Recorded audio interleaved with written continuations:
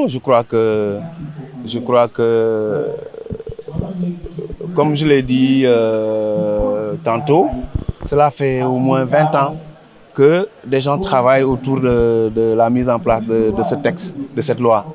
Et Dieu merci, la loi a été promulguée.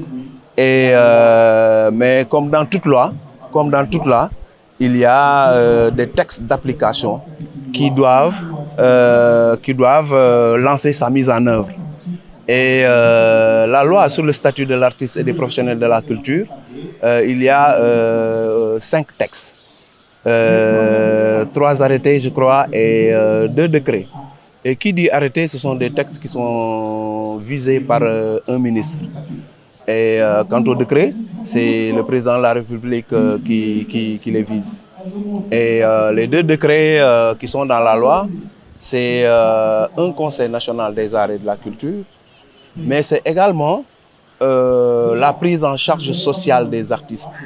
Comme je disais tantôt, pour la première fois, une loi a été mise en place pour que les artistes et les professionnels de la culture puissent être pris en charge par l'IPRES, la Caisse de sécurité sociale, la couverture maladie universelle. Ce qui n'était pas le cas jusque-là, ce qui n'est encore pas le cas parce que les textes ne sont pas encore signés. Mais on espère que le travail qui a été fait avec des professionnels du droit qui nous ont accompagnés pour la mise en place de cette loi-là, qui ont accompagné les acteurs culturels, on a espoir que tous les textes sont bons.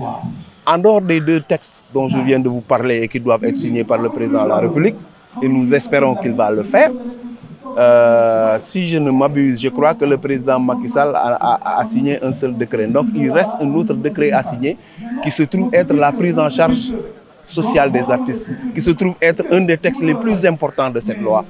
Et donc nous espérons que les nouvelles autorités également vont porter un regard, pas condescendant, mais un regard réaliste sur ce texte-là et de signer le plus vite possible. Mais absolument, parce que je vous disais tantôt que c'est la première fois qu'un artiste, un professionnel de la culture peut être pris en charge par les IPM, par la Caisse de sécurité sociale pour la couverture maladie universelle. Ce qu'ils n'avaient pas. Les autres travailleurs, on le sait, ils avaient ça. On leur cotisait, on leur faisait des cotisations.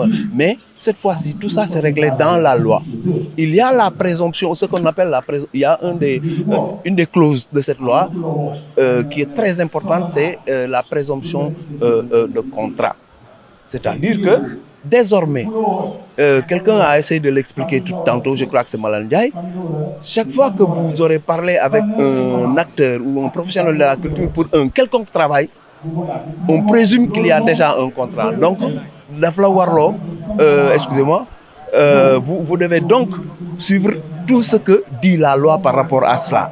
Donc, les acteurs, les artistes et les professionnels de la culture sont désormais devenus des travailleurs comme tous les autres. Donc ces textes-là sont extrêmement importants. Ils en ont besoin, c'est eux qui en ont le plus besoin. Parce que je n'ai pas besoin de vous dire que les artistes, la collecte de fonds qui se font à la télé depuis de longues années, mais ça se fait le plus souvent pour les artistes. Mais c'est parce qu'ils étaient dans cette précarité-là. Et donc cette loi-là vient entre autres pour vraiment régler cette situation-là. Et au-delà de cela, je vous ai parlé d'un autre décret qui devait être signé par le président de la République.